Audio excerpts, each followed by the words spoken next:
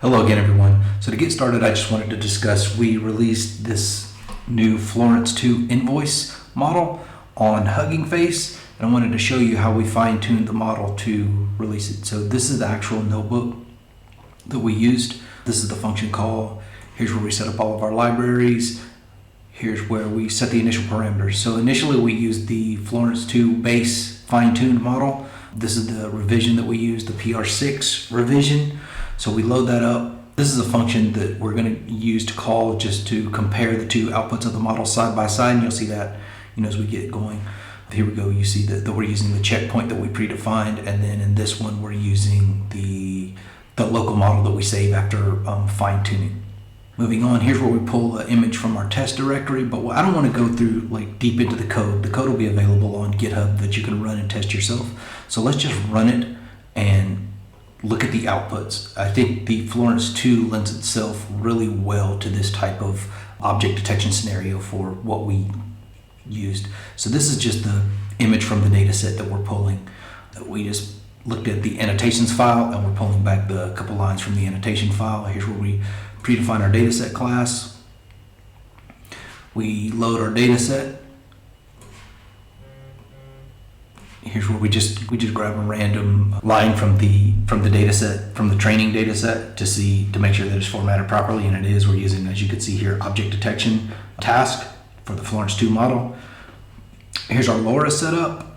Right here we empty the cache just to make sure that we have enough, because this is being trained locally, so we want to make sure that we have enough resources to actually train the model on.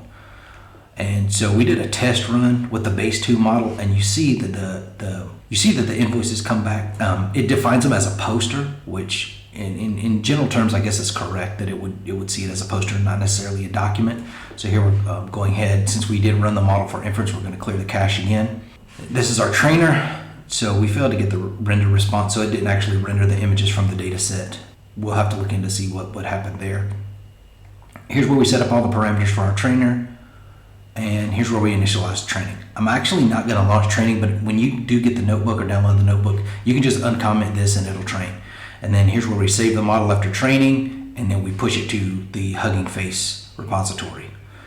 This is the most interesting part. So this is where we're going to actually test the inference on the model, and here's the function to do the fine-tuned model versus the pre-trained model. Did caption to phase grounding. We'll show the importance of that one coming up.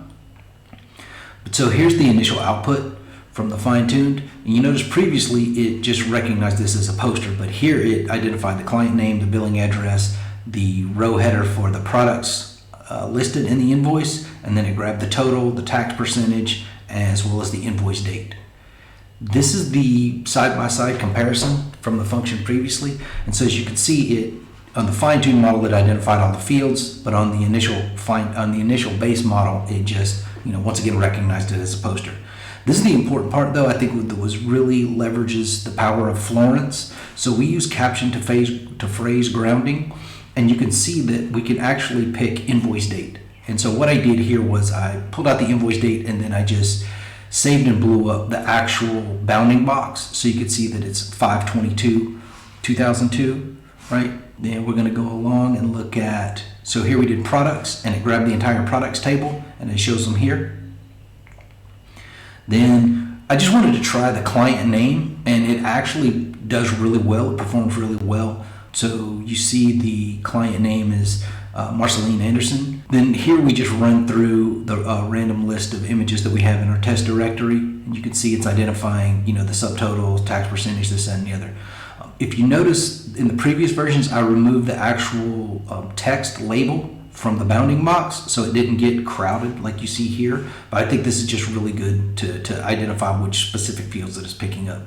And as you can tell, tax percentage, subtotal, tax, header, products, it's actually doing a really good job. Products, billing address, invoice number, invoice date, due date, things like that. So I just wanted to show the power of Florence2, specifically when you use a technique that's embedded in it from the caption to phrase grounding. I think that's really powerful. This model is available for download on Hugging Face, and that was what we showed you earlier. And I'll put the link to the Hugging Face site in the description as well. So there you have it, fine-tuning a model for invoices with Florence2-base by FalconsAI.